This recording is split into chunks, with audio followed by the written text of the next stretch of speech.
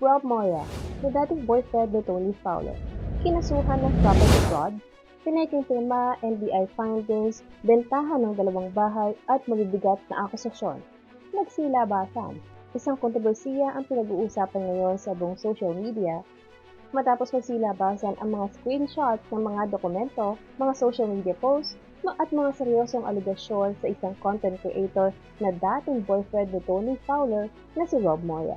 Sa mga kumakalat na social media posts, isang babae na nagngangalang LA Curse ang naglahad ng mga detalyadong pahayag kaugnay sa umano'y pagkawala ng kanilang mga ari-arian.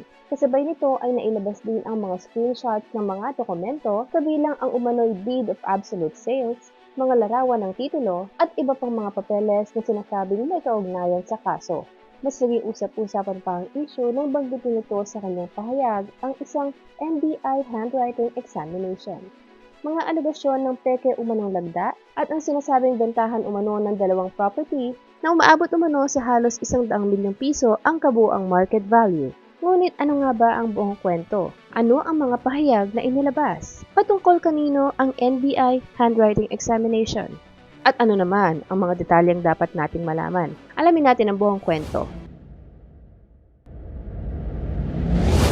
Sa isang mahabang Facebook post, sinabi ni LA Curse na ang kanilang pamilya ay kasalukuyang nagsasagawa ng legal na hakbang upang mabawi ang dalawang property na ayon sa kanya ay unlawfully taken through fraud and forged documents o umano'y nailipat gamit ang mga peking dokumento.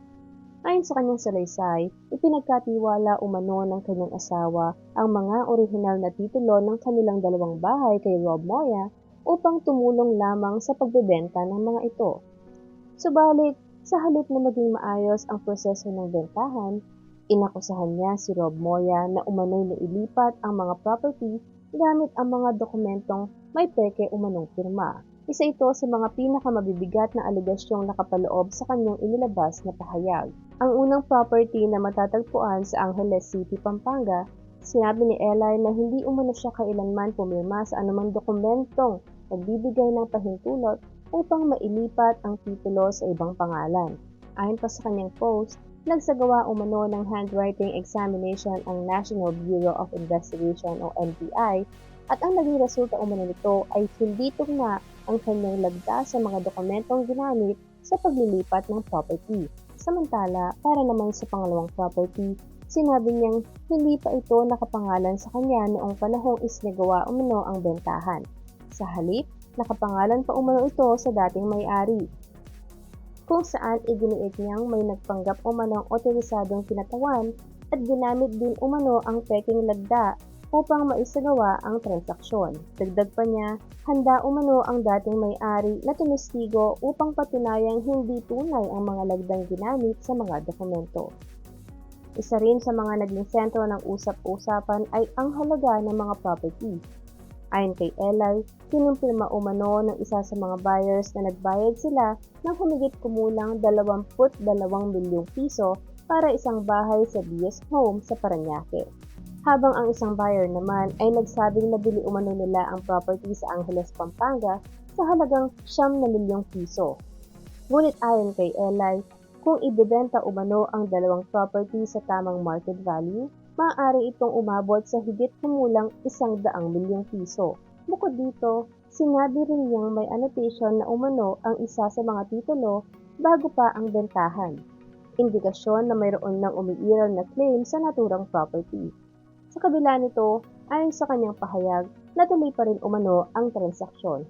Nagpatuloy pa ang mga aligasyon. Sa mga screenshot ng kanyang Facebook stories, direkta niyang tinanong kay Rob Moya kung bakit umano ito hindi dumadalo sa mga hearing at kung totoo bang nasa ibang bansa na ito.